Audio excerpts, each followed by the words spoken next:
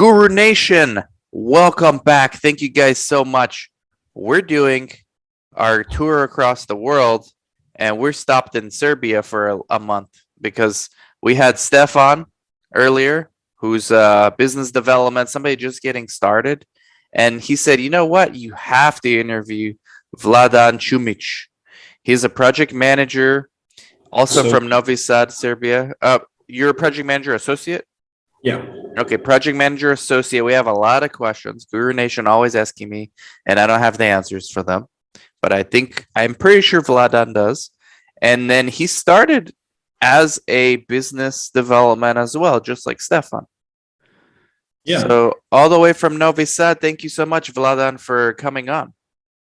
Thank you for having me, Dan. And it's always a pleasure to discuss clinical trials with a colleague of sort, let's say. That's So right. just get the message out to all the Guru Nation followers and members. So thank you very much. Absolutely. You're project manager associate at Excelsior's, which is a CRO, I'm guessing. Yes, it is a mid-sized CRO, and it operates across 40 countries at the moment. And now it's continuing on hiring people within our ranks, and we just I know recently that we hired several colleagues in the United States. Currently, I'm based in Serbia, but the headquarters of the company is in Hungary. Ah, very Yeah. nice. So very versatile, let's say, nations work within our company. So we have 40 different nationalities definitely here. So take me through, because a lot of people, and just because Vladan's in Serbia doesn't mean this doesn't apply or anywhere around the world. Project manager associate is a very common job in clinical research. And so can you kind of walk us through your responsibilities maybe on a day-to-day basis? Like, what is it that you actually do?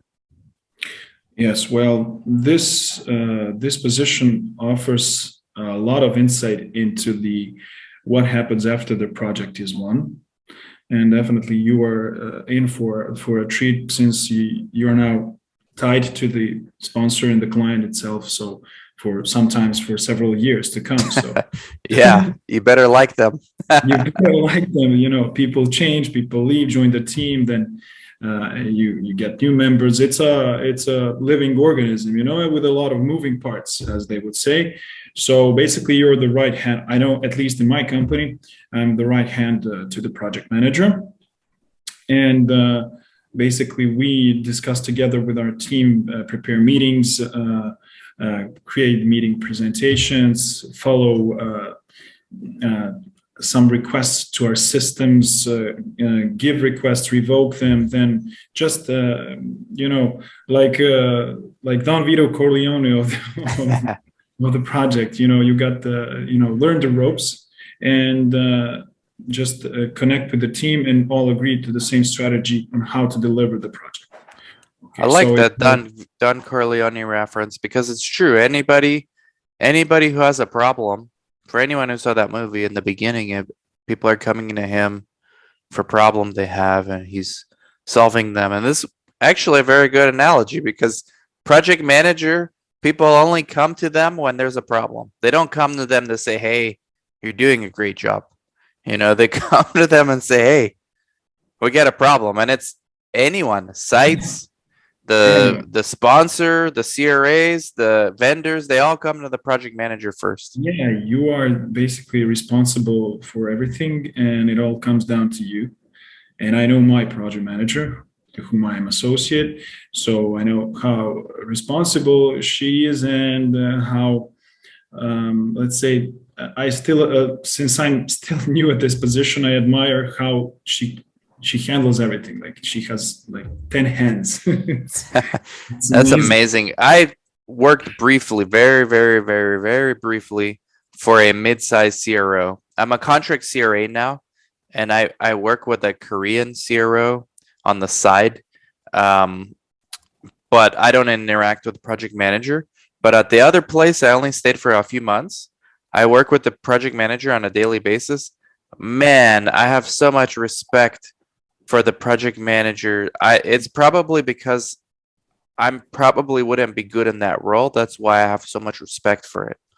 It's to say you need to be organized is such an understatement. Honestly, People don't understand. Can you explain like some of the problem? Like people, it's hard if they don't experience it to understand why. Maybe we just give them a little taste, yeah, from you. it's not that you need to worry about your job and your responsibilities solely.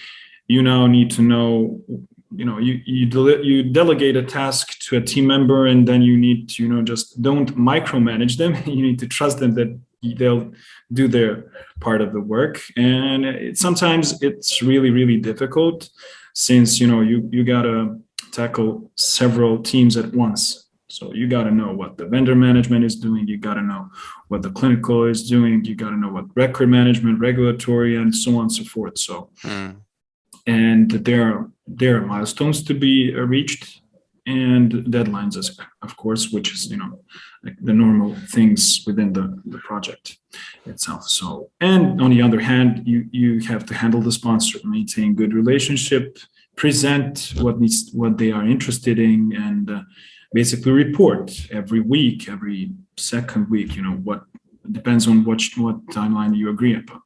So it is a challenging position, and it's not for the faint-hearted, I would say. So what do you do as the right hand? I mean, I can imagine the project manager is basically saying, "Hey, Vladan, help me with this, help me with this." Is every day, is it something new?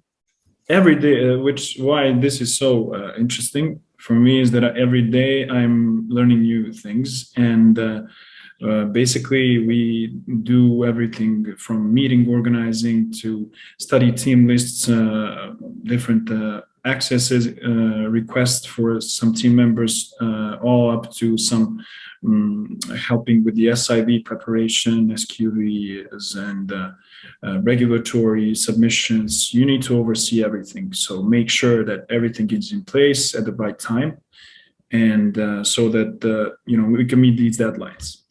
So everything, since from documents collection to communicating with the CRAs, especially contract development, financial appendices. So you name it. Do you interact with sites as well? At all? Not for the time being, no. I used to do that in my previous position, but now, no. The CRO only does that.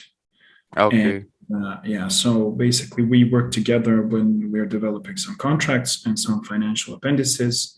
So CRA comes back from site with all the information that is required. Then we assemble it together within the contract and the financial appendix. So, and then we just initiate the negotiation process with the site, so that we can have the agreement finalized and get everything started as soon as possible. As far as like working with the CRAs, who I imagine they have at most CROs, at the bigger CROs, they have like a lead CRA who reviews the reports and then give feedback, ask the CRAs to revise. Are you involved in this process at all? Yes, we have a clinical team manager, which basically is a role similar to lead CRAs. And within the projects that I work, the CTM is responsible for handling all the CRAs.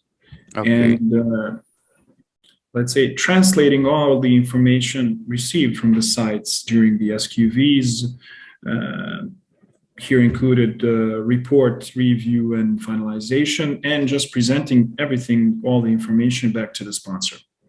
So this is the main point of contact between the sponsor and our CRAs, let's say. So delegation of tasks, allocation of responsibilities. This is the task of the clinical team manager within my company. Yes. And so we'll get back to the project management associate again, but I wanted to ask. So the people who watched the interview with Stefan, they saw that he's business development, and you got started in business development. So can you talk to us about that role and how you got started in that role as well? Yeah, it's like everything within clinical research is all living organism, and I started off as Stefan similarly, reaching out to potential clients, trying to schedule meetings with them, calls, hopefully receiving some RFPs, and delivering the proposals as well. So it's a very versatile role within my company. You actually are involved in everything from contacting the client to delivering the proposal itself. So you have the opportunity to write the proposal, present Wow. all the The facts. response to the RFP, right? Yeah, response to the RFP. You do everything. So it's basically very important for the company. And one time I also did this, send out to the client. I reached to the client, got him interested, send out the proposal, and basically we won a project. And basically after that, slowly my CEO decided that maybe I could be a good fit to also follow the client throughout the project and be Really? Okay. sort of an account manager within the project itself, basically translated into project management associate. So, within the CRO industry, many companies, depending on their need, they basically create a job position. So, They'll create one for you yeah, based on the need of the sponsor or based on the need like the talent of the employee. yeah, based on the need, I think of the CRO. I watched it, watched around the CRO industry, at least here in Serbia, and many roles are. It's basically what the CRO needs. They set up a job description. In my opinion, then they look for a client with these qualities, capabilities, talents, and you know sometimes it happens like this.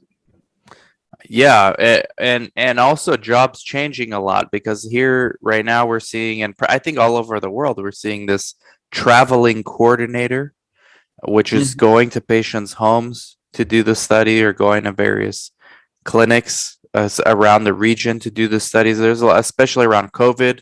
There's a lot of this new positions popping up. So it's Yeah, interesting. This is related to my advice for people. I always tell them, no matter what you do in research, you're going to start out as a specialist somewhere. Everybody starts as specialist. In your case, Vladan, you were a business development, Stefan too. Then you became project management associate. The next natural progression is project manager, and then maybe clinical trial manager. That's the career trajectory. By the time you get to this clinical trial manager, you've become a generalist. You've done end to end before the study's awarded, study startup, initiation, interim monitoring visit, closeout visit, everything in between with SUSAR and all this stuff. Okay. And managing people. So by the time you get to CTM or something similar, you're a generalist. You can literally go any company now and they have a need for you. And so this is what you're saying is related basically to generalists because companies actually need generalists. Nobody is going to say that.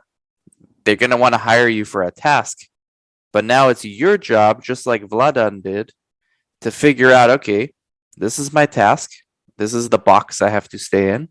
But I could also they could see my skills expanding beyond this box, right? Is that a fair statement, you think? Yes, definitely. And this is what you can expect maybe within a mid-size or smaller CROs. So you are delegated some of the tasks for which, I mean, in large companies, they have whole teams. So this is good when you're starting off. So you gain so much experience, so much knowledge, and it cannot hurt. I mean, So before you got the role, Stefan found no problem getting the business development role that he had. How long did it take you? What was your plans in college or university, and then how did you get into this to begin with? ever since I finished off university and started my career as a pharmacist. I definitely was very, very dedicated within for this in this position, and I worked in pharmacy for almost 6 or 7 years. And Wow. then I wanted just to expand a bit. Pharmacy is a very nice job. Talking to people was, the best part of it, since you encounter all sorts of people. But I just seemed to wanted to let's say grow a bit in this term of different things that I could learn about drug development, about the all the background happening between the molecule discovery and then when it reaches actually the pharmacy, eventually all the drugs that going through the clinical research process, their intention is to to get to the patient. And I just wanted to you utilize my skills, my foreign languages, and just set off on a new course and see what happens. Wow. So yeah, I was given an opportunity here at Excelsior, and ever since then I've been within this industry. Because as a pharmacist, you can even be a medical monitor eventually. I see in a lot of medical monitors Yes, that are pharmacists. yeah, of course. A lot of my colleagues work like monitors here in Serbia, and they're very, very, very diligent and very detailed. I know a couple of good colleagues. Just look up to them. Yeah, but so yeah, the monitor, or because I had actually the other day, I currently have 2 students in my CRA academy that are pharmacists, and they'll have no problem getting a job. A lot of these CROs actually want clinicians, so pharmacists or nurses, they have their own program for them, but it's by invitation only. A lot of the big CROs are starting to do this here in the States, maybe in Europe too. I wouldn't be surprised if they're doing the similar things there. Well, actually, I cannot say about the background of their education, but I can tell you that my colleagues, at university and afterwards, they really show a high degree of understanding of the project itself. They know why and where they should put an emphasis when they're doing their regular tasks, and I'm just gonna say they're very, very detailed people. Yeah, and this is why medical monitor, I think you see like on these studies when PI has a question or a sub-I has a question about a particular patient or a drug interaction or a AE, they call the medical monitor. And the medical monitor, you need somebody who's a clinician who understands, the body. They understand what the effects of medications are, contraindication, things to look out for, those kind of things. Exactly, and you can tell by the quality of the reports written, the communication, how it is flowing, and everything that it helps really. Being a pharmacist, it really helps and facilitates most of the tasks that you're dealt with. So how long from when you stopped doing pharmacy to when you so when you started research until now, how many years have you been doing this? For 3 years now. 3 years. Okay, good. You're just getting started. Yeah. And Eastern Europe, are your sites all around the world, or is it a certain region? All around the world, currently United States, Canada. Ah, yes, we can do studies for you, Vladan. Yeah, of course that.